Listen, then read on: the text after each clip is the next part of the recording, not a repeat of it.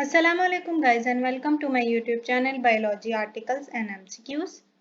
Guys, our today's topic of discussion is resting membrane potential. So let us talk about that what is membrane potential first. Guys, we know that whenever we receive a stimulus, means our receptors receive a stimulus, and that stimulus can be any stimulus, means any touch stimulus or heat or cold stimulus, then the message is sent to our brain, and the brain again sends the message to our effectors. So this sending and receiving of message is through a cell in our body that is called as a neuron or simply called as a nerve cell. So guys, whenever we our brain or anything send or receive a message, then there is the changing of the signs or there is the changing of the ions that are present along the plasma membrane of the neuron. Means here you can see that this is the plasma membrane of the neuron, and this is the zoomed view of that plasma membrane, and you can see that this plasma membrane is having positive and negative ion across it. Means the negative ions are present inside the cell, inside the nerve cell or neuron, and the positive ions are present outside the nerve or neuron cells. So this difference in the potential or the difference of the charges between the inner and outer surface now of a neuron will be studied in this membrane potential. But here we are specially talking about resting membrane potential. Resting membrane potential means at that time we are not receiving any stimulus and our neuron is at rest. So the difference of that ions in the inner and outer surface of the non-conducting neurons or the neuron at rest will be called as a resting membrane potential. And guys, it is specific that the typical neuron which is at rest is more positive electrically outside than inside the cell.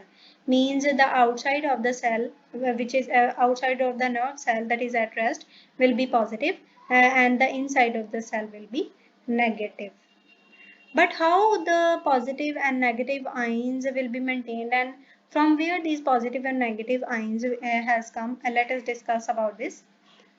Thus, it is understood that if the charges are present across the membranes, the positive and negative charges, then there should be some positive or negative ions also present.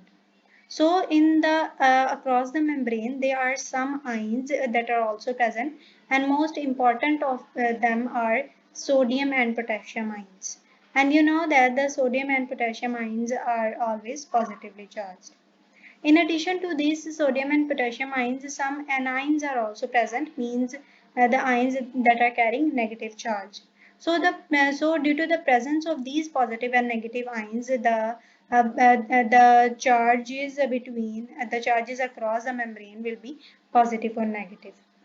But how the resting membrane potential is maintaining the positive charges always outside and negative charges always inside.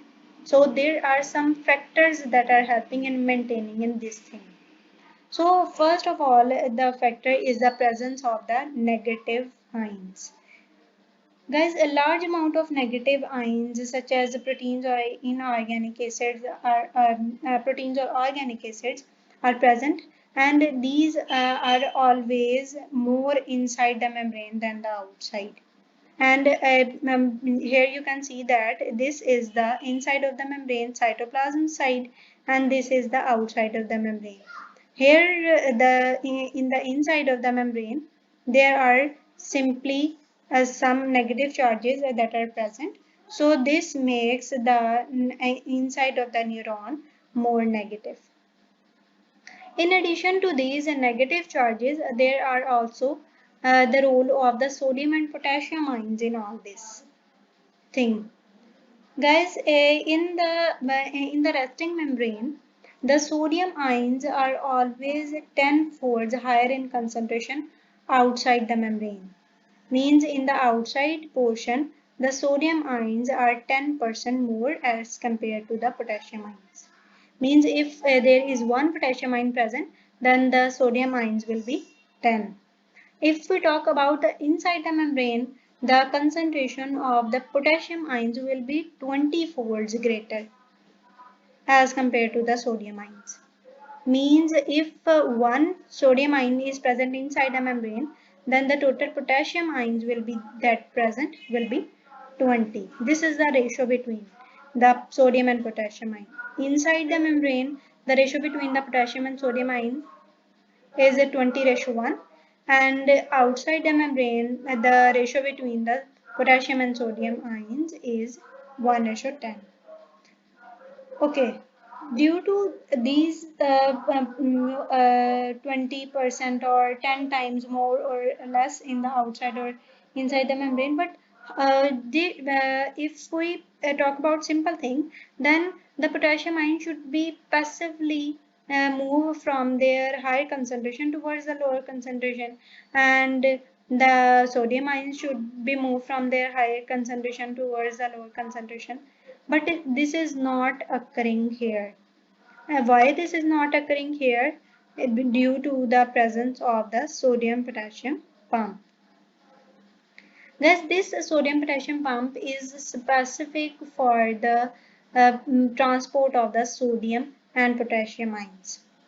And this sodium potassium pumps help generate help means work with the help of ATP, means energy is helping here. So it is understood that the movement of the sodium and potassium ions will be active here, actively transport of sodium and potassium ions.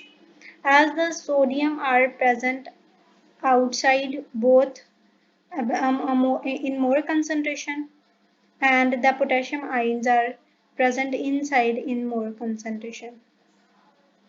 This sodium potassium pump will transport the sodium outside the cell, and at the same time it will pump the potassium inside the cell.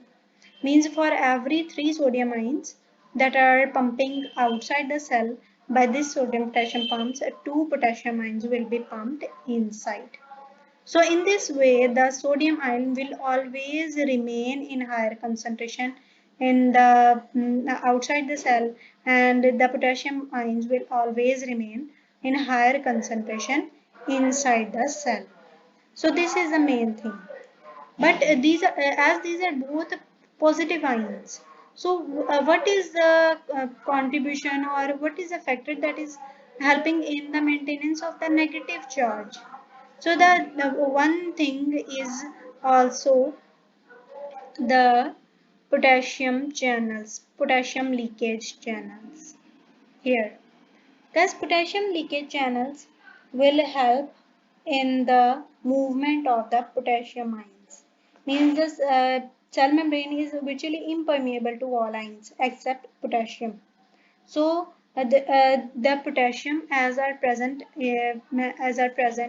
inside more in the more concentration, they will be transported from their high concentration towards the lower concentration by the help of these potassium leakage channel. Here you can see that this is the potassium leakage channel that is transporting the potassium from inside of the membrane towards the outside of the membrane.